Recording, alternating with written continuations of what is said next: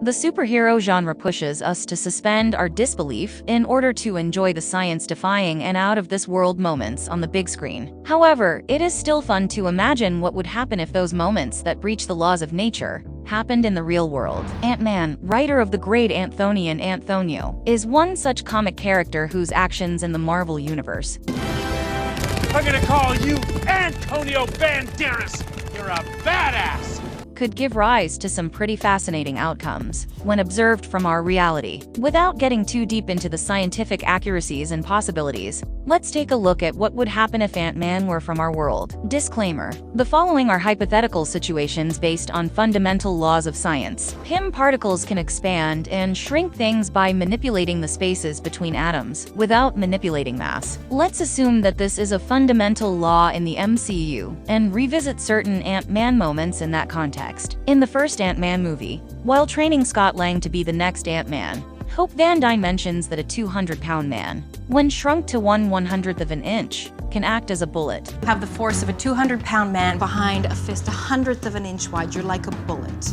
You punch too hard, you kill someone. Too soft, it's a love tap. In other words, you have to know how to punch. This happens because the energy packed into a human-sized punch is now squeezed into a very tiny volume. A very small area is being impacted by a very condensed form of energy, leading to greater damage. If he goes subatomic, he can probably penetrate the body without even tearing the skin, and easily rupture fundamental biomolecules, such as DNA, just like high-energy radioactive rays. Now, consider that Ant-Man is an isolated system that follows the law of conservation of energy and mass. When he expands with the help of Pym particles, the energy from his punch now gets distributed over a much larger area. Although the punch is coming from the same 200-pound man, the impact would not be as deadly as a punch from an ant-sized Ant-Man. We also know that denser materials have a higher strength. A 100-kilogram cinder block that hits something can cause some serious damage, but the same cannot be said if the same 100 kilograms is in the form of a giant balloon figure. Similarly, as Ant-Man expands into a giant,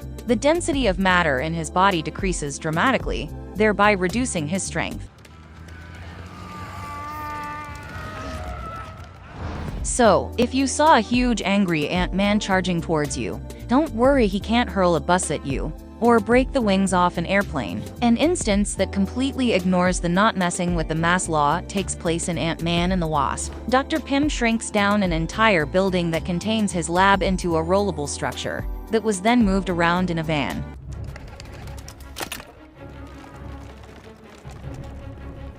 Let's assume that the building and van are made of a super strong material that came out of Pym's lab, but the roads and the surroundings are made up of normal construction materials, right? All of us are familiar with the feeling of a slight tremor in the ground when a very heavy vehicle passes by. This is known as traffic-induced vibrations. Now, imagine the same feeling, but for a van carrying a 10-story building that weighs tens of thousands of tons over normal roads. This could easily give rise to local seismic activity. Also, dragging such highly dense matter in a van where the entire mass is supported by only 4 tires would crumble every part of the road it touched beneath its weight. In other words, there wouldn't be any sneaking around and hiding from the FBI. Now, let's consider, again, that the Pym particles can somehow safely remove and add mass to Ant-Man's body as he shrinks and grows, without deforming the biological molecules. This is against the Pym particle laws of the MCU, but it's the only plausible explanation for him being able to kick a bus with his leg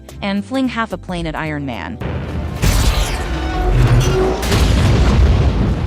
If his weight increases with his size, then the square-cube law might create some major problems for Mr. Lang. According to the square-cube law, if an object expands or shrinks, the volume of the object expands and shrinks faster than its surface area. This means when the size of an object decreases by a factor x, its surface area changes by the factor x2, but its volume changes by the factor x3. In Ant-Man and the Wasp, Scott Lang brags that the tallest he has ever been was 65 feet. No, really, I'm curious. 65 feet. Whoa. Yeah. Huge. 65. If we consider him to be a 6-foot-tall man, then his giant version was approximately 10 times bigger than his actual size. As a result, his total surface area increased by 100 times. This would give him 100 times more strength.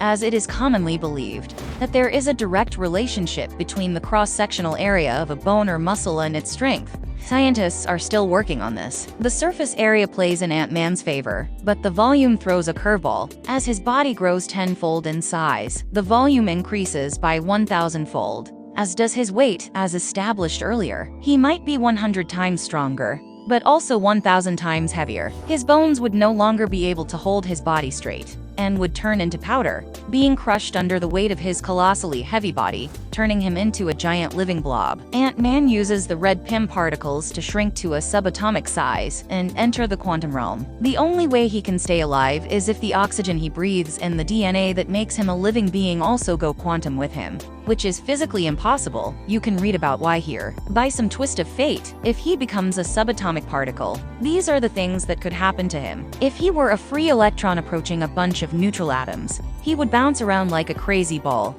due to the repulsive forces from the electron clouds around the atoms. If he were a free proton gliding between atoms, he would probably be attracted towards the oppositely charged electron. Unfortunately, if he were to shrink into a free neutron, he would decay into a pair of protons and electrons in less than 15 minutes. Ouch. Clearly, while the concept of Ant-Man is more than enough to thrill fans and power a franchise, many of the physical feats executed by this size-shifting superhero are simply beyond the realm of our reality.